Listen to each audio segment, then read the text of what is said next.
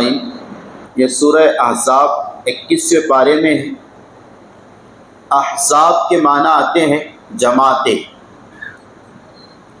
گروہ۔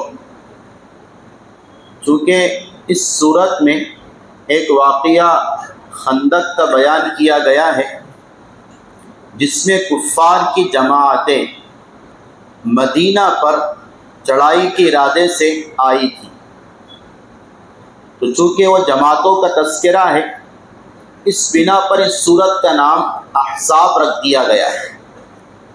احزاب جماعتیں، گروہ۔ اس سورت کی جو شروع کی آیتیں ہیں اس کے باب میں مفسرین نے یہ فرمایا ہے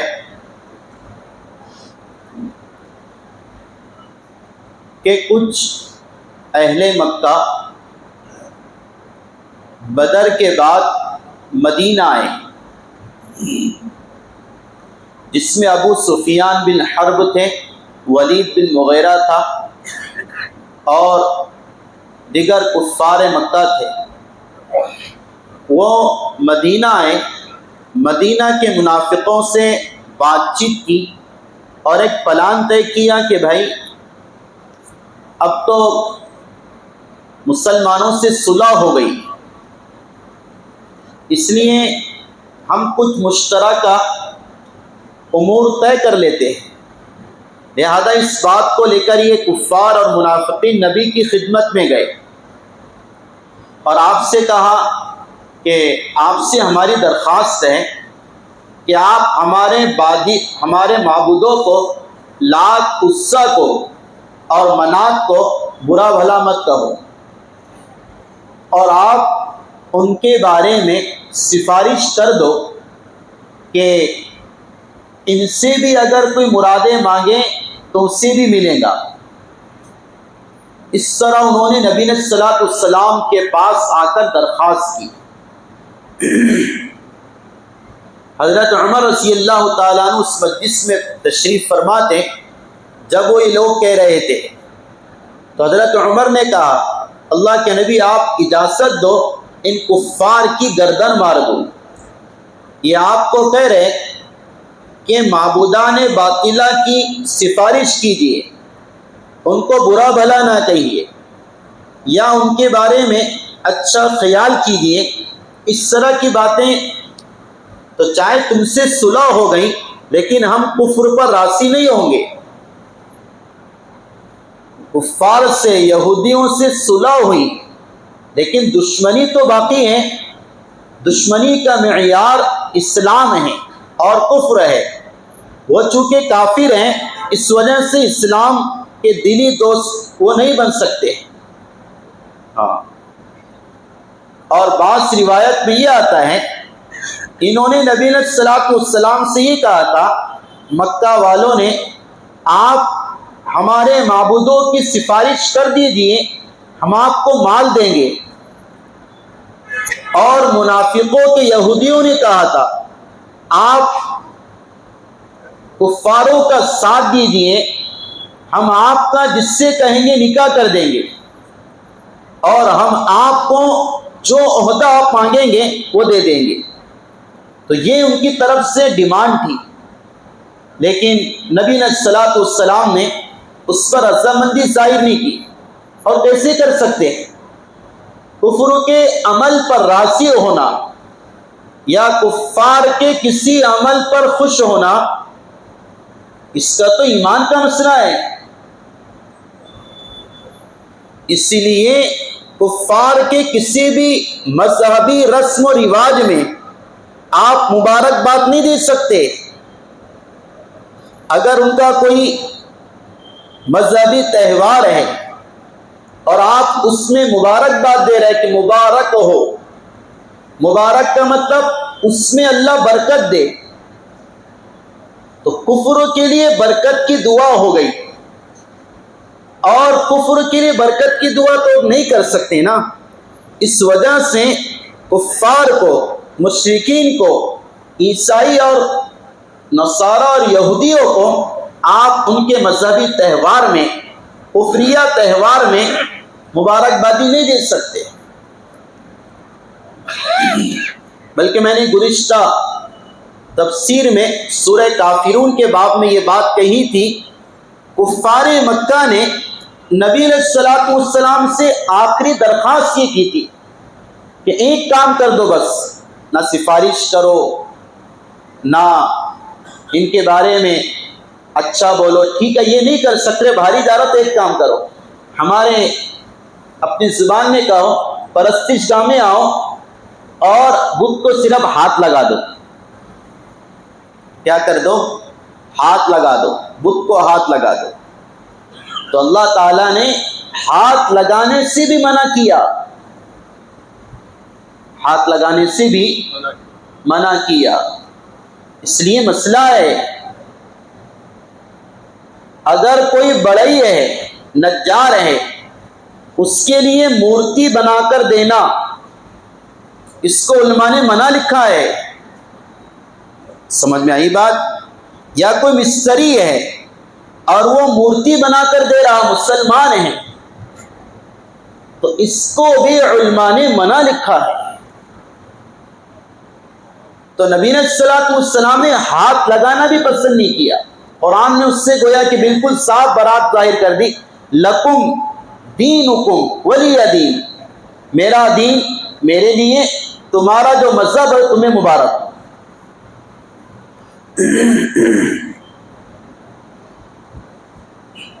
اس پر اور بھی کچھ مسائل ہے، جس سے ایک مسئلہ آتا ہے،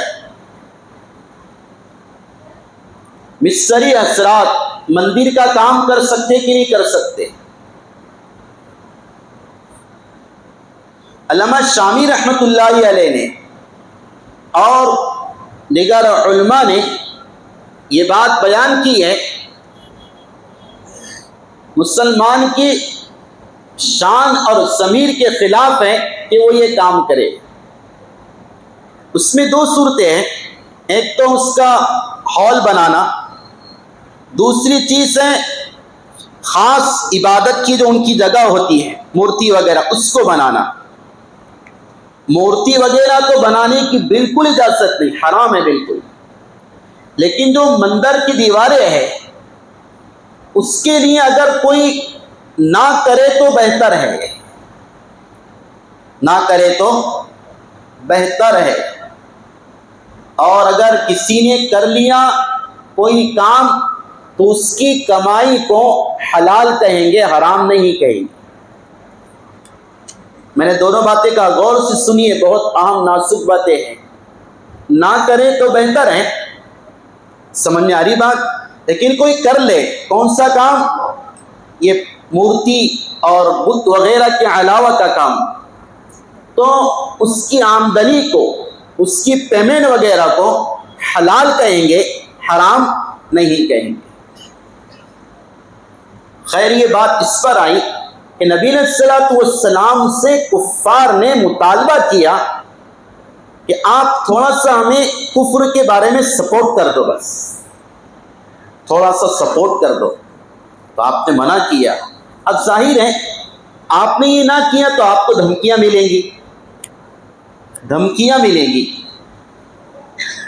تو اللہ تعالیٰ نے ان آیتوں کو اتارا اور کہا، یا ایھا النبی اتق اللہ، یا ایھا النبی اتق اللہ، یا ایھا النبی اتق اللہ، اے نبی صلی اللہ علیہ وسلم آپ اللہ سے ڈریے، ان کفار سے مت ڈریے۔ اللہ تعالیٰ دلاسے اللہ سے ڈریے آپ۔ اللہ آپ کو نفع پہنچانا چاہے تو نقصان نہیں پہنچا سکتا ہے، یہ بات طے ہے۔ اللہ آپ کی حفاظت کرنا چاہے کوئی آپ کو سین نہیں لگا سکتا ہے۔ تو نبی علیہ الصلوۃ والسلام کو پہلا حکم دیا کہ ایسے معاملات میں تقوی اختیار کرو، آپ اللہ سے ڈرو، بس دنیا والوں سے ڈرنے کی ضرورت نہیں۔ تقوی کس کو کہتے ہیں، اس پر بہت سی باتیں آ چکی ہیں۔ مشائخ کی کہتے ہیں تقوی یعنی اللہ کا ڈر، وہ قوت ہے، وہ شمتا ہے، وہ عرجہ ہے، وہ انرجی ہے جس کے ذریعے بندہ گناہوں سے بچ جاتا ہے۔ اگر کوئی گناہ سے بچ رہا تو اس میں تقوی کی طاقت اور انرجی چارجنگ ہے. اور اگر کسی کی آنکھیں انکنٹرول ہے، زبان کنٹرول میں نہیں، ہاتھ کنٹرول میں نہیں، تنہائی کنٹرول میں نہیں، تو تقوی کی طاقت ختم ہو گئی، چارجنگ ختم ہو گئی، بیٹری ڈاؤن ہے. اور جس موبائل کی بیٹری ڈاؤن ہو کوئی کام کا نہیں، چاہے کتنا بھی اونچا ہو. اس لیے ہمارے نبی نے فرمایا تھا تم میں سب سے قریب مجھ سے وہ ہے جو متقی ہے، چاہے جا بھی ہو. بہت سے لوگ قریب ہو کر بھی دور ہوتے ہیں، اور بہت سے دور والے بھی دل سے قریب ہوتے ہیں. حضرت معاذ سے کہا تھا آپ نے رضی اللہ تعالیٰ، یمن جا رہے تھے، کہا کہ آپ سے دوری ہو رہی، یمن مدینہ چھوڑ کر جا رہے ہیں. تو آپ نے فرمایا تھا معاذ گھبرانے کی بات نہیں، تم جائیں کہیں بھی رہو، مجھ سے قریب تو وہ ہوگا جو متقی ہوگا، جو اللہ سے ڈرے گا. اس لیے ہمارے نبی نے فرمایا قیامت کے دن جنت میں سب سے زیادہ جو چیز لے جائیں گی وہ دو ہے. نمبر 1 اچھے اخلاق، اور نمبر 2 اللہ کا ڈر یعنی تقوی. اس لیے مالک بن دینار رحمۃ اللہ علیہ فرماتے ہیں قیامت متقیوں کی دلہن ہے، قیامت متقیوں کی دلہن ہے. جیسے دلہا دلہن کا انتظار کرتا ہے، اسی طرح متقی قیامت کا انتظار کرتے تاکہ قیامت کے دن ان کا اکرام کیا جا سکے، ان کو فائدہ نصیب ہو، فائدہ حاصل ہو. اس لیے عزیز و بزرگو دوستو، یہ روزے جو ہم رکھ رہے اس کا مقصد بھی تقوی حاصل کرنا ہے. تو اپنے تقوی کا تھوڑا سا جائزہ لیں، محاسبہ کریں کہ روزے سے کتنی چارجنگ ہو رہی. موبائل چارجنگ پر ہے، کس کا فاسٹ چارجر ہے، کس کا ڈپلیکیٹ ہے، کس کی کیسی چارجنگ ہو رہی، اس کے ذمہ دار خود ہم ہیں. ہم اپنا محاسبہ کریں کتنا ڈر پیدا ہو رہا. ہاں، تو عبداللہ بن عمر رضی اللہ تعالی عنہ جنگل میں ہے، ایک چرواہا اپنی بکریوں کو چرا رہا. حضرت نے پوچھا کھانا کھا لے، کہا کہ روزے سے ہے. کیسے ہے؟ روزے سے ہے. کہا کہ اتنی گرمی میں روزہ؟ کہا کہ خالی دنوں کو بھر رہا ہو. جیسے ہم خالی پن میں لایانی باتیں کرتے ہیں، سمجھے، خالی پن میں بیکار چیزیں موبائل میں دیکھا کرتے ہیں بعض لوگ، تو یہ اللہ والے خالی وقت میں ان کو اعمال سے بھرتے ہیں. تو حضرت عمر نے اس کا امتحان لینا چاہا، اتنے گرمی کا روزہ تو رکھ رہا، اس روزے کا اثر اس کے دل پر ہے کہ نہیں. تو اس کو بطور آزمائش کے کہا تھا کہ ایسا کر، ایک بکری دے دے، ہم صبح کریں گے، تجھے بھی افطاری کے کام میں گوشت آ جائے گا اور ہم بھی کھا لیں گے. مالک سے کہہ دینا بھیڑیا اور درندہ کھا گیا. اب یہ عجیب امتحان ہے، وہاں پر نہ کوئی کیمرہ ہے اور نہ کوئی دوسرا گواہ ہے. اگر وہ دے دیتا، گوشت مل جاتا، افطاری کا انتظام ہو جاتا. لیکن اس نے کہا فَأَيْنَ اللَّهُ فَأَيْنَ اللَّهُ فَأَيْنَ اللَّهُ، اللہ کہاں گیا؟ دیکھو روزے کا اثر ہو رہا، روزہ ہے اس کا اثر ہو رہا کہ اللہ کا استحضار اللہ دیکھ رہا، اللہ دیکھ رہا. رضائی میں بھی اللہ دیکھتا ہے، تنہائی میں بھی اللہ دیکھتا ہے، بیت الخلاء میں بھی اللہ دیکھتا ہے، مجمع میں بھی اللہ دیکھتا ہے. تو یہ کیفیت کا پیدا ہو جانا، اس کو تقویٰ کہتے، اس کا ذریعہ روزہ ہے جو ہم ابھی رکھ رہے. تو اللہ کے نبی نے صلوات والسلام سے بھی کہا کہ اتق اللہ، اللہ سے ڈرو، بس باقی کسی سے ڈرنے کی ضرورت نہیں. جو اللہ سے ڈرتا ہے اس سے سب چیزیں ڈرتی ہیں، اور جو اللہ کے علاوہ سے ڈرتا ہے اس کو ساری چیزیں ڈراتی ہیں. دوسری بات آپ سے کہی گئی وَلَا تُطِعِ الْكَافِرِينَ وَالْمُنَافِقِينَ، کافروں کی اور منافقوں کی باتوں کو مت مانو، کافر اور منافق کی باتوں کو نہ مانو. وہ آپ سے کہہ رہے اپنے مذہب کے بارے میں کچھ آپ سفارش کر دو، اس بات کو قطعاً نہ مانو. ہم نے آپ کو حکم دیا ان اللہ کان علیما حکیما، ہم ہی جانتے ہیں آپ کو کیوں کہہ رہے ہیں اور ہمارے حکم میں کیا حکمت ہے. حکیمہ، ہم حکیم ہیں، اس سے ہم ہی جانتے ہیں. اور آپ کا کام یہ ہے، آپ کیا کیجیے، وَاتَّبِعْ مَا يُوحَىٰ إِلَيْكَ مِن رَّبِّكَ، جو آپ سے کہا جا رہا اسی کی آپ مان لیے، بس اسی کی اتباع کیجیے، وحی جو آپ کی طرف آ رہی آپ اسی کی اتباع کیجیے، اس کے علاوہ کسی چیز کی اتباع نہیں کیجیے۔ یہ نبی علیہ السلام کو حکم ہے۔ اس کے بعد اللہ فرما رہے ان اللہ کان بما تعملون خبیرا، پھر جو تم شریعت کا اتباع کرو گے اس میں نیت کیا ہے، اللہ اس سے خبردار ہے۔ ان اللہ کان بما تعملون خبیرا، اللہ اس سے خبردار ہے کہ کون کس نیت سے شریعت کا اتباع کر رہا، کون کس نیت سے نماز پڑھ رہا، کون کس نیت سے روزہ رکھ رہا، اور کون کس نیت سے صدقہ خیرات زکات دے رہا ہے، اللہ اس سے کیا ہے، باخبر ہے۔ پھر مزید آپ کو حکم دیا گیا وَتَوَكَّلْ عَلَى اللَّهِ، اللہ پر بھروسہ کیجیے، آپ توکل کیجیے۔ یہ انبیاء کا گویا کہ لباس ہے، توکل انبیاء کی امتیازی شان ہے، انبیاء کی خصوصی صفت ہے، یہ توکل، اللہ پر اعتماد۔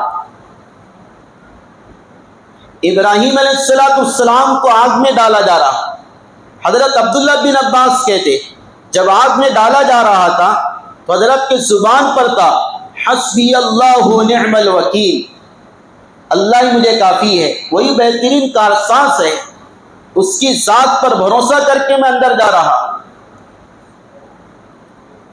نبی علیہ السلام کو ایک کفار نے آپ کا اس نے تعاقب کیا، آپ آرام فرما رہے تھے، آپ کی تلوار ذوالفقار لٹکی ہوئی تھی، اس سے لیا، سونت لیا اور نبی کو اٹھا کر کہا میں ینجیک منی، تجھ کو مجھ سے کون بچائے گا، یہ سچویشن ہے، آپ کو مجھ سے کون بچائے گا، ہم اس کو اپنے آپ پر لے، واقعہ بہت بار سنے ہم نے لیکن اس کا اثر تو لیں۔ اگر میرے آپ کے ساتھ یہ واقعہ پیش آ گیا تو اللہ زبان پر جلدی نہیں آتا ہے، اندر کی کیفیت ایسی مضبوط نہیں بنتی، انسان گھبرا جاتا ہے، کسی نے گند رکھ دیا تو کیا ہوگا، لیکن نبی کا توکل آسمانوں کی چوٹی کو چھو رہا تھا، کہا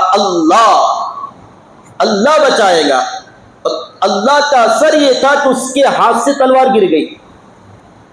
یہ نبی کا توکل ہے اور نبی کا اعتماد ہے اللہ کے ساتھ۔ حضرت علی رضی اللہ تعالیٰ عنہ سے آپ نے کہا علی میں رات میں ہجرت کرنے والا ہوں، میرا جو گھر ہے گھر میں بستر پر تو سو جانا۔ اب اس واقعے میں آپ غور فکر کرو، حضرت علی کو پتہ ہے اگر میں بستر پر سوا تو کفار آ کر مار سکتے، رسی اوڑھ کر سونا ہے، کمبل اوڑھ کر، اور کفار انتظار کریں گے، ہو سکتا کہ مجھے آ کر مار دیں، لیکن حضرت علی پھر بھی سو گئے۔ تو حضرت علی رضی اللہ تعالیٰ عنہ سے نبی علیہ السلام نے فرمایا تھا کہ علی اللہ تیری حفاظت کرنے والا ہے، اس لیے بے دھڑک عشق گویا کہ آگ میں کود پڑا، یہاں بھی کہہ سکتے ہیں جیسے ابراہیم علیہ السلام کے باب میں بے جھجک عشق آتش نمرود میں کود پڑا، اسی طرح بے جھجک عشق علی عشق نبوی میں اور اتباع نبوی میں کود پڑا۔ حضرت نبی علیہ السلام نے فرمایا قیامت کے دن 70,000 لوگ بغیر حساب کتاب کے جنت میں جائیں گے۔ صحابہ نے پوچھا ان کی صفات کیا ہے؟ آپ نے کہا 3 صفات والے لوگ بغیر حساب کتاب کے جنت میں جائیں گے۔ پہلی صفت لا یسترقون، وہ شرکیہ جھاڑ پھونک نہیں کروانے والے تھے، شرکیہ منتر یا ایسے تعویذ کرنے جس میں شرک ہو، یا علی لکھا ہو اور یا غوث لکھا ہو وغیرہ وغیرہ، ایسے الفاظ اگر استعمال کر رہے تو منع ہے، یا کسی کافر سے شرکیہ منتر پڑھ کر دم کروا رہے وغیرہ وغیرہ، تو وہ لوگ جو جنت میں جانے والے ہیں ایسے شرکیہ کلمات کے پڑھ کر دم کرنے سے بچے ہوئے تھے۔ اور دوسری صفت بتائیں وَلَا يَتَطَيَّرُونَ، بدشگونی نہیں لیتے تھے۔ تیرا چہرہ دیکھ لیا تو ایسا ہو گیا، یہ کام کر لیا تو ایسا ہو گیا، سنیچر منگل محرم سفر، سمجھے نا، اور آڑا کھڑا امر در اقرب اور امر در اسود وغیرہ وغیرہ، یہ ساری جو بدشگونیاں ہیں وہ نہیں لیتے تھے۔ اسلام میں کوئی بدشگونی نہیں، کوئی بدشگونی، اللہ نے کسی کو بدشگونی کے ذریعے پیدا نہیں کیا، نہ بدشگونی کے ساتھ پیدا کیا۔ اور تیسری صفت جس کے میں نے حدیث سنایا، یتوکلون علی اللہ، اللہ پر بھروسہ کرنے والے تھے ہر حالت میں وہ لوگ۔ تو اس لیے آپ کی میری ذمہ داری ہے ان تین صفات کو زندگی میں لائے، اللہ پر اعتماد کریں، بدشگونی نہ لے، غلط شرکیاں منتر پڑھ کر دم نہ کروائیں، تو انشاءاللہ بغیر حساب کتاب کے جنت میں داخلہ ہوگا۔ ہمارے نبی نے فرمایا توکل کے باب میں، اگر تم اللہ پر بھروسہ کرو، جیسے بھروسے کا حق ہے، اللہ ایسے روزی دے گا جیسا کہ پرندوں کو روزی دیتا ہے، صبح خالی پیٹ جاتے ہیں، شام کو بھرے پیٹ واپس آتے ہیں، ایسی روزی ملے گی۔ اس لیے تاجر اپنی تجارت پر ہی بھروسہ نہ کرے، ملازم ملازمت پر بھروسہ نہ کرے، لیبر صرف مزدوری پر بھروسہ نہ کرے، ہاں اسباب ہے اس کو اختیار کریں، اعتماد اللہ کی ذات پر ہو۔ اس لیے ہمارے نبی نے فرمایا جب گھر سے نکلو تو ایک دعا پڑھو، اللہ 3 انعام دیں گے۔ الٹا پیر گھر میں نکالو۔ دیکھو ہماری طبیعتیں ان وظائف کی طرف زیادہ چلتی ہیں جو کسی کے عاملوں کے ہے، باپوؤں کے ہے وغیرہ۔ اگر عامل کسی کو یہ وظیفہ دے دے کہ تجھے اس پریشانی سے نجات کے لیے سردی کی رات میں ٹھنڈے پانی سے غسل کر کے پھٹی ہوئی قبر کے پاس جا کر یہ پڑھنا ہے، تو وہ کہیں گے کتنے بجے جانا ہے؟ 12 بجے، ٹھیک ہے 12 بجے چل جاؤں گا، یہ کر لیں گے۔ طبیعت اس کی طرف زیادہ چلتی ہے ہماری، سمجھے؟ لیکن احادیث میں آقا نے جو چھوٹی چھوٹے وسائل بتائے اس کی طرف توجہ نہیں ہوتی۔ رزق میں اگر کسی کے تنگی ہو جائے تو آپ اس کو 1000 2000 1 لاکھ تک وظیفہ بتا دو کر لے گا۔ آقا نے فرمایا کہ رزق میں تنگی ہو تو 3 کام کرو، آسان ہے، اور سارے مجمع سے کہہ رہا اس کو کرنا، سب کر سکتے، کوئی اس کے لیے وقت کے نکالنے کی ضرورت نہیں۔ 3 کام۔ پہلا کام، گھر میں داخل ہوا کرو بسم اللہ پڑھنے کا۔ کیا پڑھنے کا؟ بسم اللہ۔ دوسرا کام، گھر میں داخل ہونے کے بعد سورہ اخلاص قل هو اللہ احد پڑھنا۔ اور تیسرا کام، گھر والوں کو سلام کرنا، السلام علیکم۔ یہ 3 کام حدیث کا خلاصہ ہے، اس پر عمل کر کے دیکھ لو، تمہارے لیے رزق کی برساتیں شروع ہو جائیں گی۔ کتنا آسان ہے، کچھ لگ رہا ہے اس کے لیے، کچھ لگ رہا، نہ زعفران لگ رہا نہ گلاب جل لگ رہا ہے اس کے لیے۔ آری بات سمجھنے؟ نہ زعفران لگ رہا نہ گلاب جل لگ رہا، کچھ نہیں لگ رہا ہے۔ میں نے اس پر کہا، پھر نبی نے صلی السلام نے فرمایا تم گھر سے نکلتے ہیں، حالات ناگفتہ بھی ہے، اور کب کون سی مصیبت، حادثہ فاجعہ اور کوئی فتنہ ہم کو گھیر لے، کچھ نہیں کہہ سکتے۔ تو آقا نے فرمایا کہ گھر سے نکلو تو 3 کام کرو، الٹا پیر نکالو، دوسرا کام کرو، ایک دعا پڑھو، بسم اللہ توکلت علی اللہ، یہ 2۔ تیسرا اس کے ساتھ اور ملا دو، لا حول ولا قوت الا باللہ۔ سمجھ میں آئی بات؟ الٹا پیر نکالو، دوسرا بسم اللہ توکلت علی اللہ، اور تیسرا ولا حول ولا قوت الا باللہ۔ اس کو پڑھ لو۔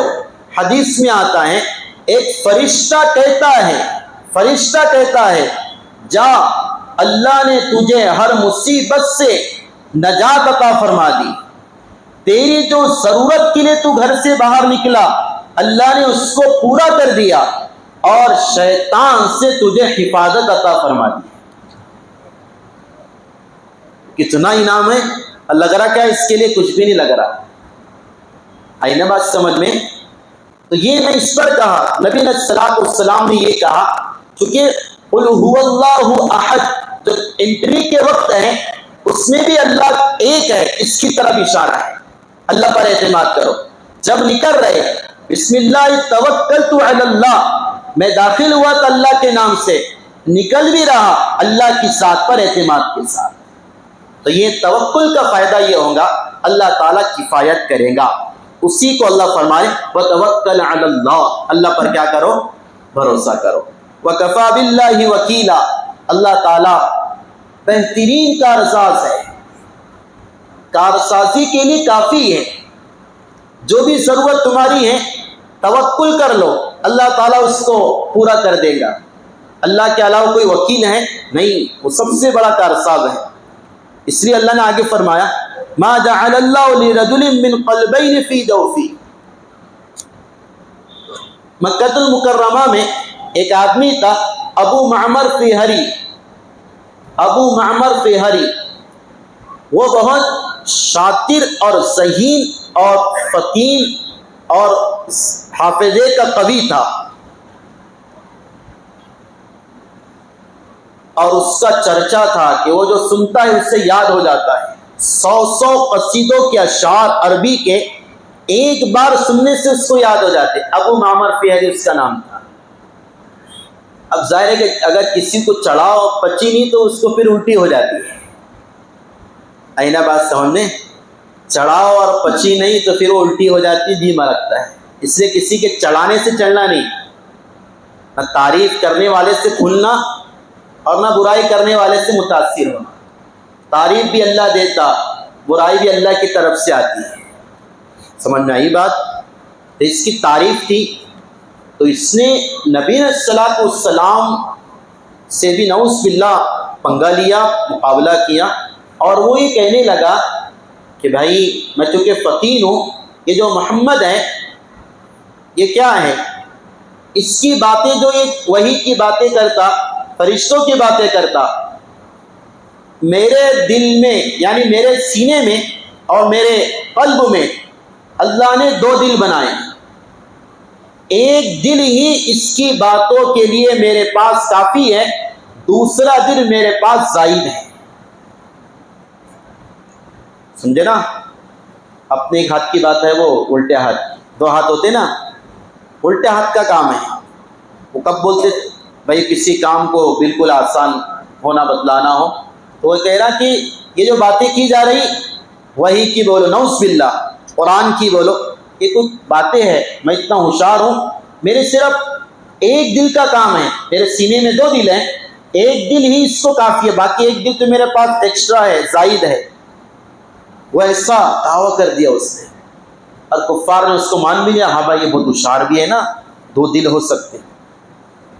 اللہ تعالیٰ نے اس کے اس قول پر یہ آیت اتاری کہ ما جعل اللہ لرجل من قلبین فی جوفی، کہ اللہ نے کسی آدمی کے سینے میں 2 دل ہرگز سے ہی بنائے، دل ایک ہی ہے۔ کتنا ہے؟ ایک ہی دل ہے، ایک اللہ کے لیے، اس میں کوئی دوسرا نہ ہو۔ اور اللہ نے اس ابو معمر فہری کو ذلیل اس طرح کیا، بدر کے دن ان کی دھلائی ہوئی اور یہ بھاگے الٹے پاؤ، تو ابو سفیان بن حرب جو اس وقت تک مسلمان نہیں ہوئے تھے وہ بھی بھاگے۔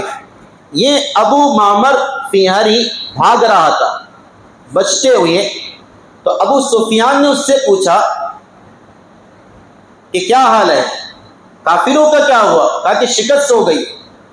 جب ابو سفیان بات کر رہے تھے اس سے، وہ یہ جو عقل مند کہہ رہا تھا اپنے آپ، تو اس سے اس کی سچویشن دیکھا کہ اس کے 2 جو جوتے تھے نا، ایک سیدھا جوتا ہاتھ میں اٹھایا ہوا ہے سر پہ رکھا، اور الٹا جوتا پیر میں رکھا ہے۔ یہ بھاگنے کی اس کی सूरत हाल थी, एक जूता सर पे हाथ में लेकर, दूसरा जूता उल्टे पैर में। तो अबू सुफियान कहने लगे ये तो बहुत होशियार है, ये क्या है? जूते तो दोनों पैर के लिए है।